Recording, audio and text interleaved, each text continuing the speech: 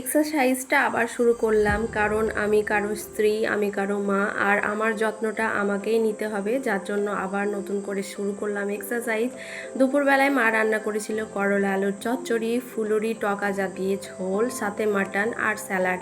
তারপর সন্ধ্যের সময় বেরোলাম একটু বাইরে, কারণ অনেক দিন মানে লালগোলায় যাওয়া হয়নি। জেল ময়দানটায় গিয়ে আমরা আগে মানে যখন আয়াত আনায়া ছিল না তখন গিয়ে আড্ডা মারতাম আমরা দুজনে মিলে, কিন্তু এখন সেসব হয় না। কিন্তু যা গরম তা সত্ত্বেও আমরা বাচ্চা কাচ্চা নিয়ে বেরিয়ে পড়লাম যে না, আজকে চলো ঘুরে আসি জেল ময়দান মাঠে থেকে।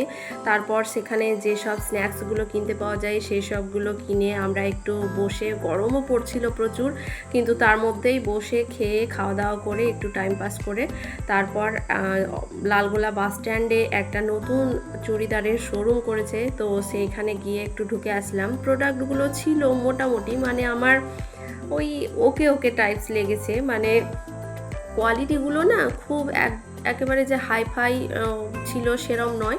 কিন্তু যাই হোক, তুমি গিয়ে ওই একটা তোমার পছন্দ হয়েই যাবে, কারণ কটনের জিনিসগুলো যেগুলো ছিল সেগুলো মোটামুটি ছিল, নেওয়ার মতোই ছিল, কিন্তু প্রাইসটা একটু বেশি লাগলো। আর সেই সাথে মানে প্রোডাক্টগুলো সবটাই না, ওই কোয়ালিটিগুলো খুব একটা আমার ভালো লাগেনি, অনেস্ট রিভিউ দিলাম।